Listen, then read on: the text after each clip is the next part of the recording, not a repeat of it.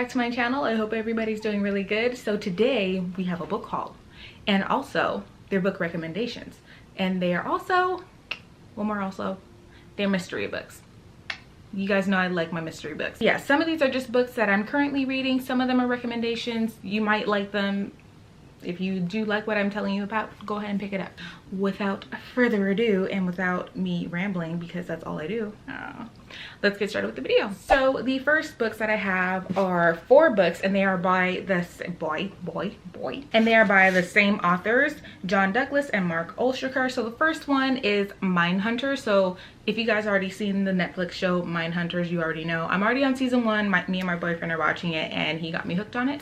And after that, that prompted me to get a lot of books by John Douglas, because man oh man is that guy a genius. So I'm not going to go into too much detail about these 4 books in particular, because they're all loosely based on the same thing. It's just they're covering different cases and different scenarios where he explains his process about how he profiles his killers and how he goes about figuring out what other people couldn't or didn't figure out. The first book, like I said, it's Mindhunters. It's roughly based on the TV show on Netflix, and unfortunately that show was canceled. I don't know why it was canceled. It should not have. I'm dropping books. The show was canceled, and I don't know why it was canceled. It was actually really good, and now I'm on season 2, and I'm like, where's season 3? Where is it? So I'm really hoping somebody picks it up. So this book is generally based, it's obviously based on the TV show, but it also goes more into detail about the cases that he talked about and the cases that were covered in the show. So if you watch the Netflix show but you really want to get into like deeper, more details, go ahead and pick up the book Mindhunters. Now, the next book that I got from him was The Anatomy of Motive. So this one, like I said, it just goes a little bit more into detail about his profiling process and how he talks to the serial killers, and basically how he got started in the FBI and how he got them more involved into figuring out what goes on in the mind of these people, because there's a lot of stuff going on that people just don't know about. You don't know a person. Like reading my true crime books and listening to my true crime podcast, you never know a person. Ever. Now, it didn't make me super paranoid and skeptical to where I grabbed like all of these books about like figuring out who's crazy. It's more so just about, you know, just learning about the mind and being more aware of, just being more aware of anything and everything. So this is another really good book if you do like true crime and you do like John Douglas and his work. So this book, it is a new book that I got. It's The Cases That Haunt Us. So this one, it just talks about Jack the Ripper, John Bonet, Lizzie Borden. It talks about like the Lindbergh baby kidnapping. So this book, it just covers a lot of cases that people really forgot about, and John Douglas goes in and he gives his spin and his take, and he goes through and profiles everything based on the information that he was given. And he just has like this whole book, and it's really cool because then it has pictures of letters and documents and just pieces of evidence that were never, that people didn't see. So it's really cool that they added that in here as far, and also they have like aerial views of like, this is the Lindbergh estate where the Lindbergh baby was kidnapped. It has an aerial view of where he was taken. So this book, it's really good, and it just goes a little bit more into details about cases that were older and they kind of went cold, and John just talks about his take on the case. So the last true crime book that I got was The Killer Across the Table.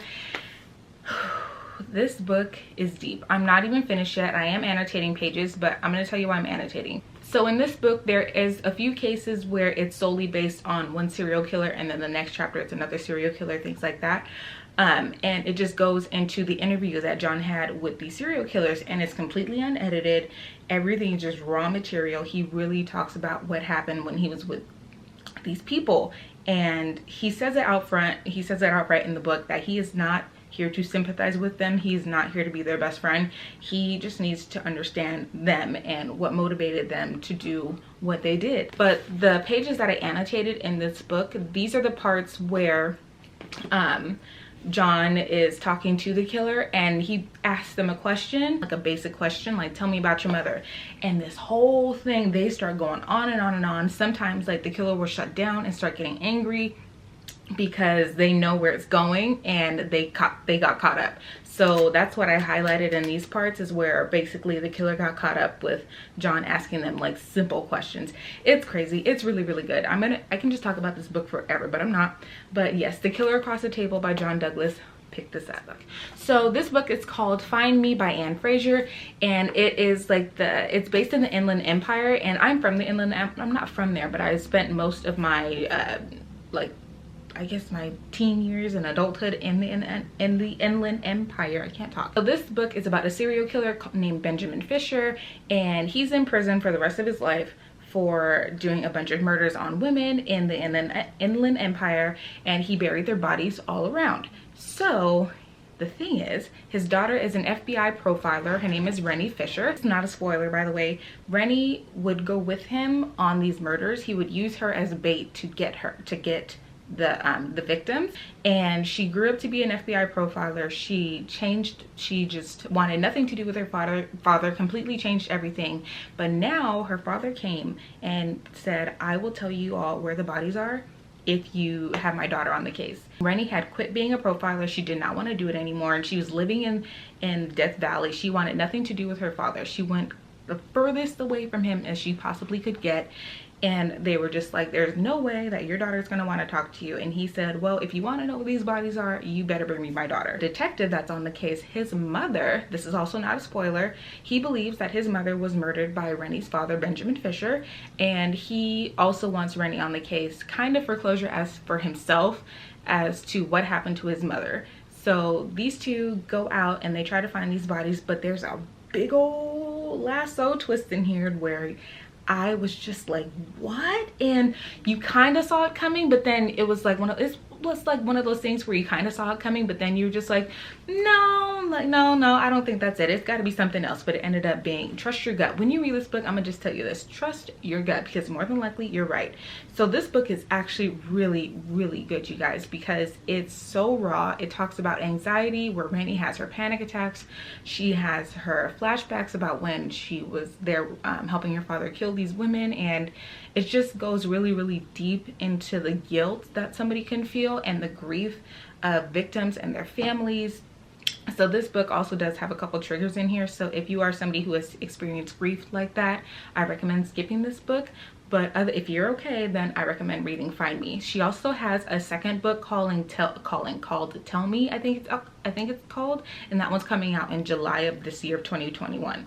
So I'm definitely going to read that book because this one was amazing. The next book that I want to talk about is The Girl in Cabin 13, and it's by A.J. Rivers. So I have mixed feelings about this book because, well, this book is actually a series, so I believe it's between 9 to 12 books.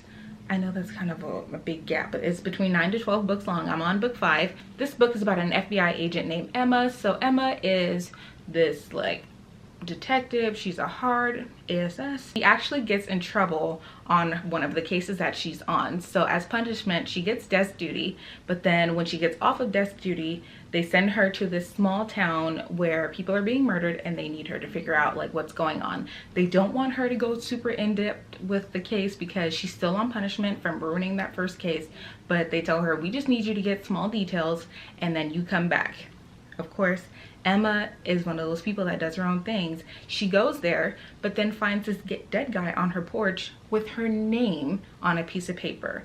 And she kind of vaguely remembers this man. So then she ends up staying longer and then is just like, I need to figure out who this man is and why he has my name on a piece of paper. Well, the reason why I have mixed feelings about this book is because of the main character. She is like one of those people, reading the next couple books, she's like one of those people to where what she says is what she says and that's what's gonna happen. And me personally, I'm not a fan of people like that, but that's how she is in the book. And because the mysteries are so good, I just keep reading. But I'm not going to spoil it, but one of the next books, she does have a confrontation with somebody at a funeral.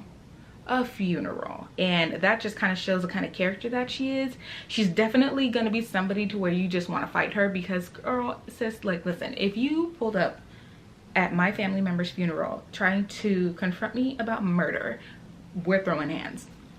Sorry, we're fighting, because no, we don't do that. So there are parts in the book where like that really irritated me because it's just like, why are you doing this? But other than that, the book's really good, and that's why I'm on book number 5. I'm giving Emma a chance to fix her attitude, basically. But yes, I think Girl in Cabin 13 is going to be a really, really good book for people that like psychological thrillers. So the next book that I got is Her Final Words, and I got this book for Christmas from my boyfriend's sister, and it's by Brianna, I think it's Brianna Lebusky's, I'm not sure. This book is about a woman named Lucy Thorne, and there's a girl named Eliza, and she comes into the station and it's like, I want to talk to Agent Lucy Thorne. I killed this boy, this is what I killed him with, and this is where his body is. And after that, she says nothing. She doesn't want a lawyer, she doesn't want to talk, she doesn't want to give any more details. That's all she says. And Lucy is just like, how do you know me? Why are you asking for me? And why would you just come in here and say all of this stuff? But her boss is just like, listen, don't get wrapped up in it. She confessed, let's just arrest her. But Lucy is just like, no, like there's more to it than that. Like this was very specific.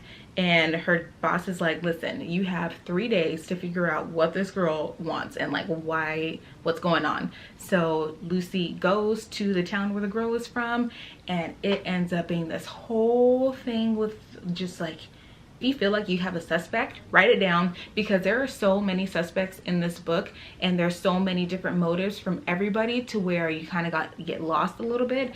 I did get lost, and I did have to write down who I thought it was, motives and things like that, because there were just so many people and everybody was doing something connected to somebody. Everybody had a motive basically. And this one, once you learn about the reasons for everything, I did get a little sad in the end, because it was just like, wow, like you just don't know people, and you really just don't know people and what they're going through. So I think this book is definitely something you guys should read. So the next book, I am reading this book because I do have like a little receipt bookmark in here. So this one is about a detective named Bree, and she had a very traumatic childhood. Her father killed her mother and then killed himself in front of her and her siblings. But when she grows up, unfortunately, this is not a spoiler, her sister is murdered in the exact same way. But then they don't think it was her husband who did it. Bree and the husband's best friend actually know each other, and they also don't think that Bree's husband is the one behind the murder. And the back of the book says broken hearts can kill. So to me, I feel like this has to be like a revenge thing. So like I said, I'm only like 40 pages into the book, and so far I like it because it's fast-paced and it's already getting into them meeting and them figuring out who killed their family members and their friends. So I like mysteries that really just get into it and not have like this really long intro about nothing. With this one, it jumped right into Bree and her parents and like her childhood, and then the next couple pages it was boom, her sister was murdered and she has to figure out who it was. So I like mysteries that just get straight to the point and just don't drag it out with random details. You know what I'm saying? Am I making sense? I really hope I am. Cross Her Heart, I'm reading this one too right now. So if you have read it, let me know how you liked it, or if you want to read it with me, hit me up in my DMs or comment down below, and then we'll talk about it. So I'm not a big biography person, but the book that I got was the Romanov Sisters. Now, I was actually really interested in the Romanov mystery when I was younger for some reason. I was doing a lot of research about everything, like the Bolsheviks and the Revolutionary War, and this book specifically talks about the sisters and their upbringing and how their mother raised them, and just talks about their personality and how innocent they were. And so this book just talks about like their upbringing, and they were called the Princess Dianas of their day because they were just amazing. They were angels. Princess Diana. I thought it was going to be interesting. I don't know how it's going to go, but I'm still going to read it. It is a bit of a chunker, so this is going to be one of the books that I want to read probably next month, maybe this month if I have time to get to it. But yeah, the Romanov Sisters, I thought it was interesting, so I picked it up. If you are reading it or you have read it, let me know in the comments down below how you felt about it. Okay, so we got some more books. I'm gonna try and like not blow through these, but just tell a little bit about these books. So these are all of my cozy mysteries that I recently purchased or got for Christmas, birthday, whatever. Let me just put these down. This book is called Needed in Death. This is a cozy mystery, and it's the first in a series. It's the bread shop mystery. So it's actually the Mexican bread shop mystery. So they sell pan dulce And the main character is Ivy Culpepper. She is 36 years old, and she enters like this competition with the bakery. She enters like this bakery contest, but then one of the contestants, which is also her classmate, goes missing and ends up dead in her car. But yes, I've never, like I said, this is the first in a series. I've never read this book before, but one, I thought the cover was really pretty. I know don't judge a book by its cover, but this cover, look at this cover. Isn't that pretty? It might not be focusing, but that cover is gorgeous. I just thought it was going to be an interesting read, so I just picked this one up. Now, the next book that I got is called Death of a Kitchen Diva, and this one is by Lee Hollis. I actually just started reading books by Lee Hollis, and they're good. I mean, like, really good. I'm going to talk about the other books that I got by this author. I believe it's two authors using the same name. I think it's a brother and a sister, or a husband and a wife. Oh, I should have researched that, but yes, it's either one of the two, and they share the author's name. And this one is about a single mom named Haley. Haley also enters a bread making contest, and one of the contestants, who actually ends up being one, it's not like really a friend. I don't want to say nemesis, but it's not her friend either. Somebody that she's not very fond of ends up dead in a bowl of Haley's famous clam chowder soup. And what do you know? We got to figure out who killed this person and why they were drowning in Haley's bowl of soup. So personally, I love food mystery books because they always have recipes in the back of the book. Does this one have any recipes in the back of the book? You know, there might be something in here. But yeah, so we have to figure out who killed this person and why Miss Haley was the blame, or was the one to be blamed. Was blamed. So the next book that I got is also by Lee Hollis, and this is the one I was telling you about. This is called Murder at the PTA. So this one is about two mothers who end up partnered up trying to figure out who is behind this gossip column called Dirty Laundry at their kids' high school. Now their kids go to the same school, but these women are living completely different lives. Maya is a single mother who is a private detective. Her husband is actually in prison, and she is trying to separate herself from the situation that her husband was in by making a name for herself and, you know, trying to support her daughter. She has a young daughter, and also Miss Maya's black, so we got to support like our black main characters. Woo! And her daughter hires her to figure out who is behind the gossip column at the school.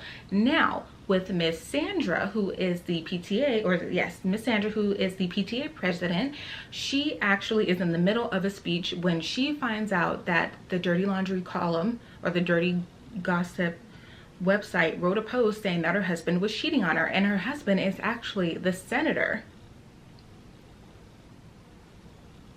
So in the middle of the PTA, she's like, what in the world? And she also wants to figure out who is behind the gossip column. But this is also not a spoiler, it's on the back of the book. They figure out who was behind everything, but they find them dead in an office. And now they have to figure out, okay, so we found out who the culprit is, but who killed them? And it ends up being something way bigger than they thought, and it actually goes even higher up than they thought.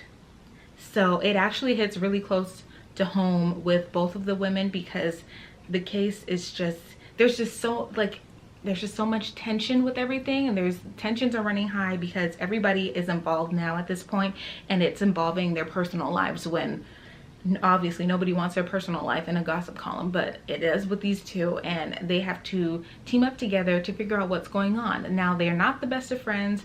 Maya wants nothing to do with Sandra. She's just like, you are this homemaker housewife whose husband pays for everything. She's like, I have a daughter, I support her myself, I have my own business, like, we're not the same. But Sandra is just really, really enthusiastic about helping her and finding, like, I guess, like, finding more of a purpose for herself than just being the wife of a senator and being the PTA president. She wants something different. So she just goes along with Maya, who has a partner, and she's also on maternity leave. She takes her place for the time being, and they help each other solve the mystery of who killed the gossip columnist. So the next book that I got is called Curses Boiled Again. So I cracked up when I saw this cover, because oh my goodness, if you guys don't know me, I love corny jokes. I love corny puns. They are my thing. I love them. And this one is about a ballerina named Allie, and she actually breaks her leg, and she has to go help her aunt run her it's not a clam bake, it's like a little restaurant down on the shore in, I believe it's in Maine. Yeah, it's in Maine. And of course, She gets stuck there because her aunt is accused of murder. One of the contestants who actually didn't, they're in a food competition. Her aunt enters, and before they can even get to her aunt's food, one of the judges passes away, and they passed away from poisoning. But of course, because the grandmother and the judge that was killed did not get along, everybody automatically assumes it was her aunt, and Allie has to figure out who it was, because whoever it was is still on the loose and is vandalizing all of the other shops that sell food. So Allie has to prove that it was not her aunt, and with a broken leg, basically try to solve a mystery. So I thought this one was pretty good. I mean, when it comes to books with covers like these, it always has some type of witty humor, and it is so funny. So my boyfriend thinks they're so corny. He's just like, why do you read these? And I'm like, because they're great, okay? They're great. Don't judge me. Now, the next book that I got, it is called Engaged in Death. So this one, it is about a girl named Mallory, where she ends up canceling her wedding because she finds out her fiance is cheating on her. And her fiance's grandmother passes away, but she leaves her entire estate. She left her everything. So of course now Mallory's like, I don't want anything from this family. As much as she loved her grandmother, she's like, she got left a house that's worth millions of dollars. She's like, I can't afford to keep up this house. I cannot afford to stay here. I'm trying to leave. And of course, while she's trying to leave, someone ends up dead on her new house's front lawn. Now she really can't go anywhere because detectives, they're like, you're new in town, you're kind of prissy. They're like, we don't really like you, because like she's a lawyer and they don't like them very much. And she's just like, she's just trying to go. But of course she can't leave because now she's a suspect in a murder, and now her and her sister have to figure out who is behind the murder of this man on my lawn. Oh, and also, before I forget, there's also something very, very special hidden in the house, and somebody keeps trying to break into the house to find whatever it is that's hidden. So not only does she have to figure out who is trying to break into her house, but also who killed this man on the porch. So yeah, she's got a lot on her plate. Last but not least, this book, I am not really halfway through, but I'm like on page 100. So it's called And Then There Were Crumbs. Isn't that great? It's funny. I thought it was funny. My boyfriend thought it was dumb. I thought it was hilarious. So excuse me. So this book is about a woman named Kate. She just lost her job. She couldn't afford to stay in the place she was staying in before, so she moves to this small town where she's trying to be a pastry chef.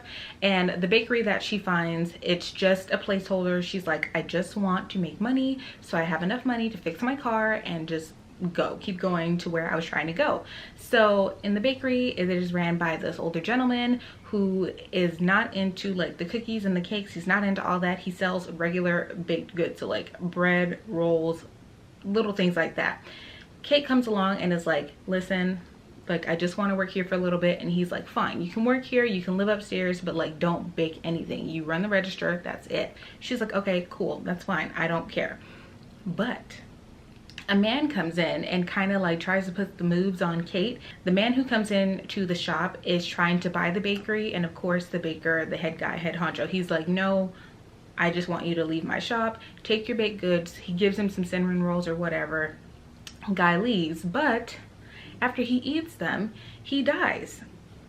And of course, the main suspect is the gentleman who is letting Kate stay in his place. And of course, the place is now a crime scene. Kate can no longer go into the apartment that she was living in upstairs. She has no belongings, no money, she has nothing, and she can't go to work. So now the only thing that's left to do is prove that her boss did not murder this man.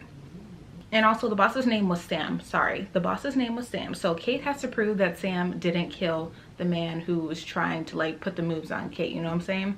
So I thought it was a pretty interesting book, and I loved the name of the cover. So I was like, come on, come on. There's got to be some funny stuff in here. And so far it's actually really good. It's a little bit slow, but we're getting there. And I bought the actual second book to this mystery because I'm anticipating that I'm gonna like it.